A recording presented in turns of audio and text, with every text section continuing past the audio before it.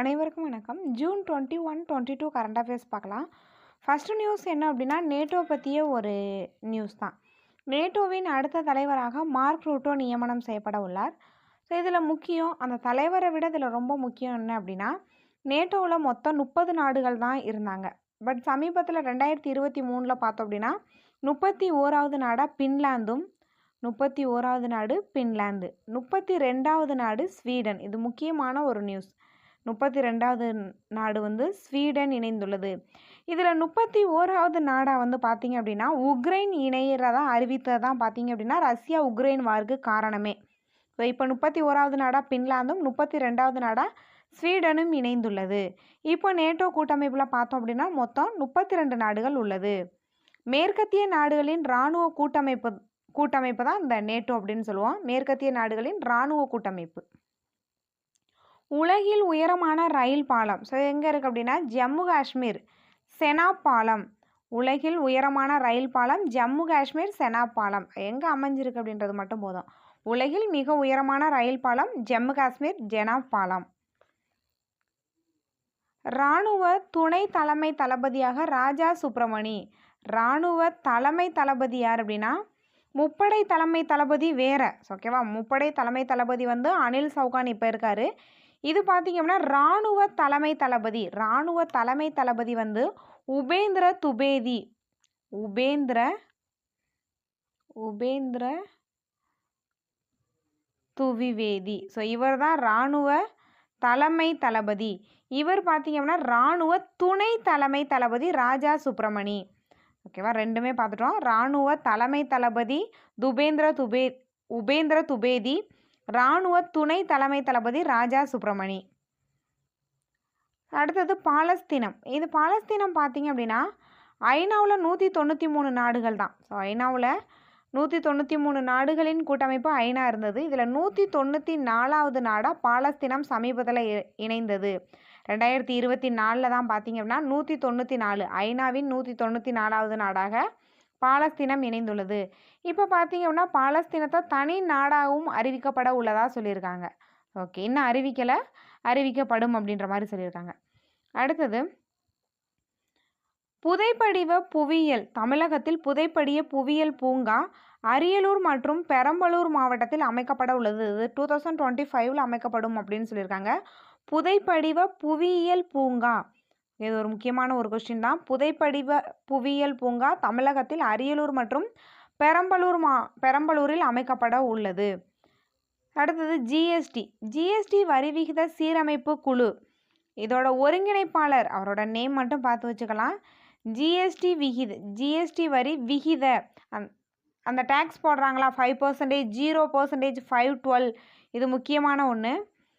0%, 5%, 12, 18, 28 அப்படின்னு 5 விதமாக இந்த விகிதம் விதிக்கப்படும். இது தொடர்பாக குழு அமைக்கிறது தான். யாருடைய தலைமையில் குழு அமைக்கப்பட்டிருக்கு அப்படின்னா இதற்கு முன்பே அமைக்கப்பட்டிருந்தது.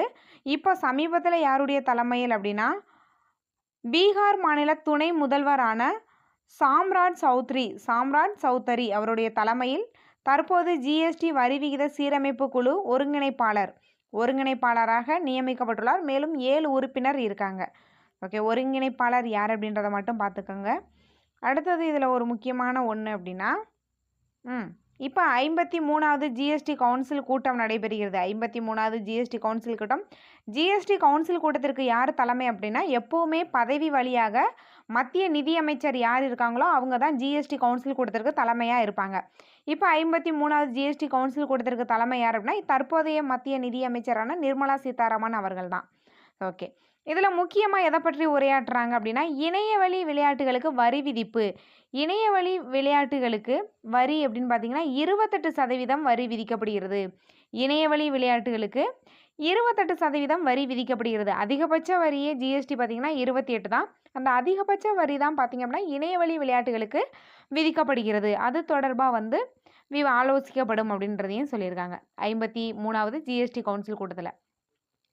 இப்படி இந்த ஒருங்கிணைப்பாளர் உறுப்பினர்கள் இது தொடர்பாக எந்த அரசியலமைப்பு விதி சொல்லுது அப்படின்னா 279 ஏ சொல்லும்.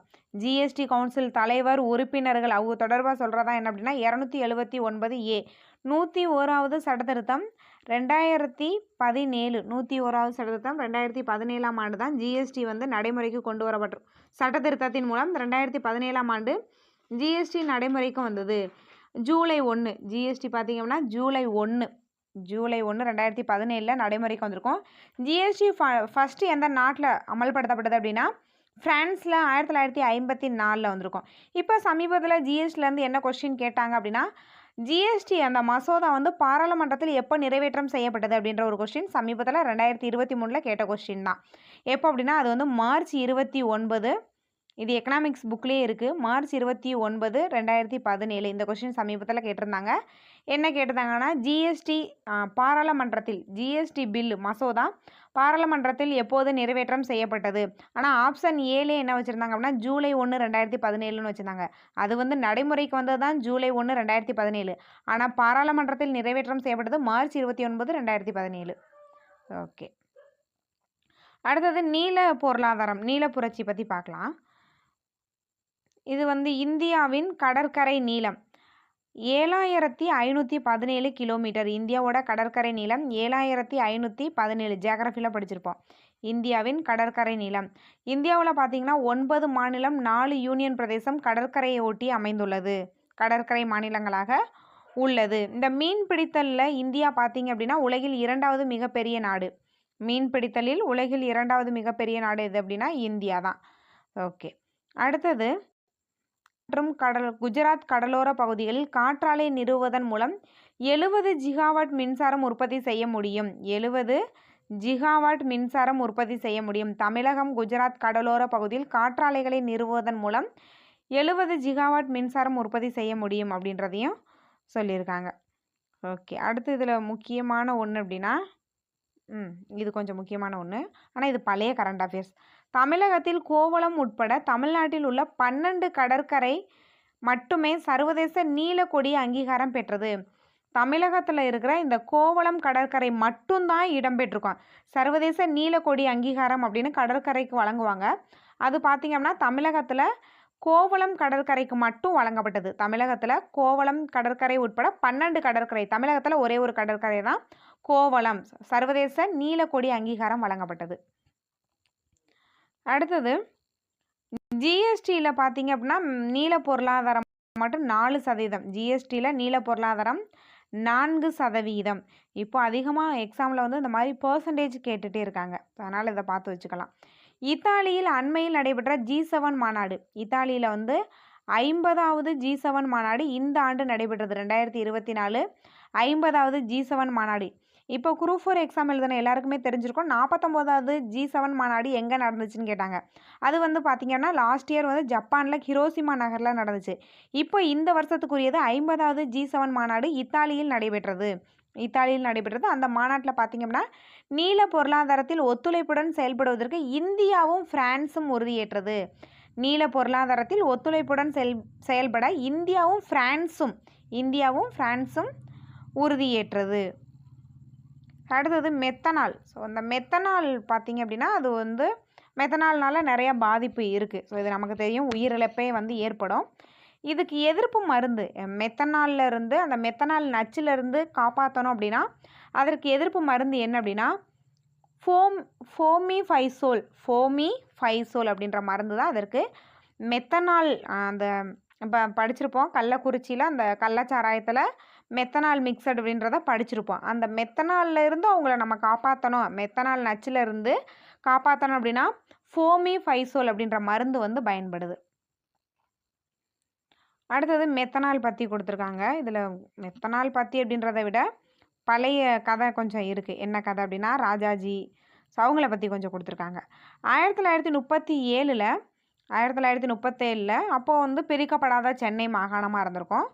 அதில் ராஜாஜி முதல்வராக இருந்திருப்பார். அப்போ பார்த்திங்கன்னா 1937 ராஜாஜி பார்த்திங்க அப்படின்னா பூரண மதுவிலக்கை கொண்டு வந்திருப்பார். மதுவிலக்கு சட்டம் இயற்றப்பட்டது. ராஜாஜி தான் வந்து முதல் முறையாக மதுவிலக்கு சட்டத்தை கொண்டு வந்திருப்பார். அதுவும் எங்கே மட்டும்தான் அவரால் கொண்டு வர முடியும் அப்படின்னா சேலம் மாவட்டத்தில் கொண்டு வந்திருப்பார். பட் தமிழகம் அப்போ வந்து சென்னை மாகாணம் முழுமையாக வந்து அவரால் அமல்படுத்த முடிஞ்சிருக்காது. ஆனால் வந்து கொண்டு வந்திருப்பாங்க. மதுவிலக்கு சட்டம் முதல் முறையாக கொண்டு வந்தவர் 1937 ராஜாஜி. ஃபஸ்ட்டு எங்கே அப்படின்னா சேலத்தில் கொண்டு வந்திருப்பாங்க. ஓகே, அடுத்தது இதில் முக்கியமான ஒன்று அப்படின்னா குஜராத். குஜராத் மாநிலத்தில் பார்த்தீங்க அப்படின்னா தற்போது சமீபத்தில் பார்த்தீங்க அப்படின்னா பூரண மதுவிலக்கு இருக்குது. தற்போதைய குஜராத் மாநிலத்தில் பூரண மதுவிலக்கு இருக்குது. ஸோ அங்கே வந்து இந்த மதுவிலக்கு அது எல்லாத்துக்குமே அந்த மது பொருட்கள் அனைத்துக்குமே குஜராத் மாநிலத்தில் தடை. ஓகே, அடுத்தது மெத்தனால் பார்த்தீங்க அப்படின்னா தடை செய்யப்பட்ட ஒரு பொருளாக இருக்குது. மெத்தனால் மதுவிலக்கு தடுப்பு சட்டத்தின் கீழ் தடை செய்யப்பட்ட பொருளாக 2002 அறிவிச்சிருக்காங்க. பட் இருப்பினும் மெத்தனாலை என்ன பண்ணுறாங்க அப்படின்னா தொழிற்சாலைகளுக்கு பயன்படுத்துகிறாங்க. தொழில் ரீதியாக அதை தொழிற்சாலைகளில் மெத்தனாலை வந்து பயன்படுத்துகிறாங்க. ஓகே, இப்போ மெத்தனால் பற்றி பார்க்கலாம். மெத்தனாலோட வேதி பேரை வந்து தெரிஞ்சுக்கலாம். CH3OH. எத்தனால் வேற, மெத்தனால் வேற. எத்தனால் பார்த்தீங்கன்னா C2H5OH வந்து எத்தனால். ஓகேவா, எத்தனால் சிம்பிளாக இதை கேட்டுருவாங்க. எத்தனால். மெத்தனால் அப்படின்றது CH3OH. ஸோ நார்மலாக பார்த்தீங்க அப்படின்னா மது பொருட்களில் எத்தனால் கலப்பாங்க. ஆனால் மெத்தனால் அப்படின்றது அது ஒரு விஷவாயு. மெத்தனால் அப்படின்ற வேதிப்பொருள் வந்து உயிரை பறிக்கும் விஷப்பொருளாக வந்து இருக்குது.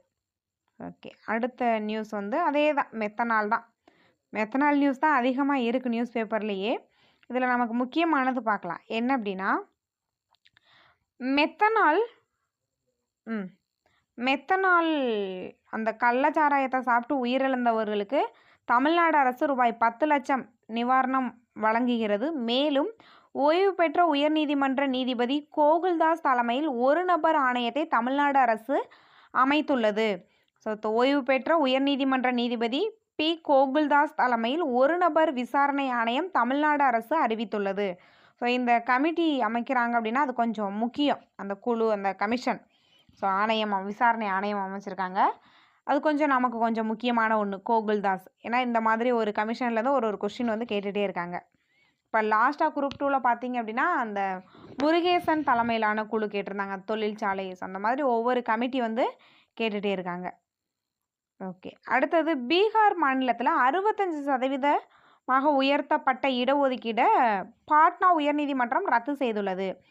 பீகார் பாட்னா உயர்நீதிமன்றம் எப்போ அமைக்கப்பட்டிருக்கும் அப்படின்னா 1916. இது போல் ஒரு கொஸ்டின் கேட்குறாங்க. எப்படி கேட்குறாங்க அப்படின்னா உயர்நீதிமன்றங்கள் எல்லாமே ஒன் சைடு கொடுத்து அதெல்லாம் எந்த ஆண்டு நிறுவப்பட்டது. அதிகமாக அப்படி உயர்நீதிமன்றம் கேட்டது வந்து கேரளா உயர்நீதிமன்றத்தை கேட்டிருக்காங்க. கேரளா 1956 அப்படின்னு நினைக்கிறேன். ஆமாம், 56 அது அதிகமாக கேட்டிருக்காங்க. அதுக்கப்புறம் என்ன கேட்பாங்கன்னா அலகாபாத் உயர்நீதிமன்றம். பழைய கொஸ்டின் பேப்பர் எடுத்து பாருங்கள், அதை பொறுத்துகளில் தான் மோஸ்ட்லி கேட்குறாங்க. இந்த சைடு 4 உயர்நீதிமன்றத்தை கொடுத்துட்டு அதோட இயர் வந்து கொடுக்குறாங்க. ஸோ அதனால் நம்ம வந்து எந்தெந்த நீதிமன்றம் வந்து நியூஸ் பேப்பரில் வருதோ அதுக்கு சேர்த்து அந்த இயரையும் சேர்த்து நம்ம படிச்சிடலாம். ஓகே, பீகார் தலைநகர் பாட்னாவோட உயர்நீதிமன்றம் வந்து 1916ஆம் ஆண்டு நிறுவப்பட்டது. 1916. ஓகே, இப்போ சமீபத்தில் இதில் என்ன தீர்ப்பு வழங்கியிருக்காங்க அப்படின்னா பீகாரில் 65% உயர்த்தப்பட்ட இடஒதுக்கீடு ரத்து செய்யப்பட்டது. ஏன்னா 50% கீழே தான் இடஒதுக்கீடு இருக்கணும் அப்படின்னு 1992ஆம் ஆண்டு இந்திர சகானி வழக்கு வந்து சொல்லியிருக்கோம். இந்திர சகானி வழக்கு என்ன சொல்லும் அப்படின்னா ஒவ்வொரு மாநிலத்திலுமே இடஒதுக்கீடு அப்படின்றது 50% தாண்டக்கூடாது அப்படின்றத சொல்லியிருக்கோம். ஓகே, இப்போ சுதந்திர இந்தியாவில் முதல் முறையாக ஜாதிவாரி கணக்கெடுப்பு நடத்திய முதல் மாநிலம் பீகார் தான்.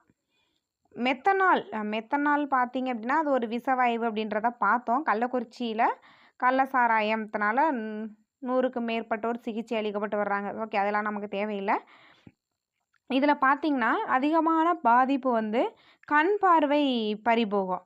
ஓகேவா, அந்த 10 மில்லி லிட்டர் மெத்தனால் கலந்த சாராயத்தை சாப்பிட்டாங்க அப்படின்னா 10 மில்லி லிட்டர் அப்படின்னா உங்களுக்கு கண் பார்வை போயிடும். ஒரு 40 மில்லி அப்படின்னா உயிரே போயிடும். ஓகேவா, ஜஸ்ட் இதெல்லாம் தெரிஞ்சு வச்சுக்கலாம்.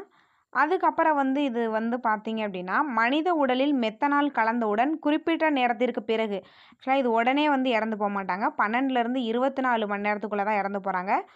ஃபஸ்ட்டு அந்த வேதிப்பொருள் மெத்தனால் வந்து நம்ம உடலுக்குள்ளே போனதுக்கப்புறம் பார்மால்டிஹைடு அப்படின்ற நச்சு பொருளாக மாற்றப்படுது. பார்மால்டிஹைடு அப்படின்ற நச்சு பொருளாக மாற்றப்பட்டு பாமிக் அமிலமாக மாறும். பாமிக் அமிலமாக மாறுகிறது.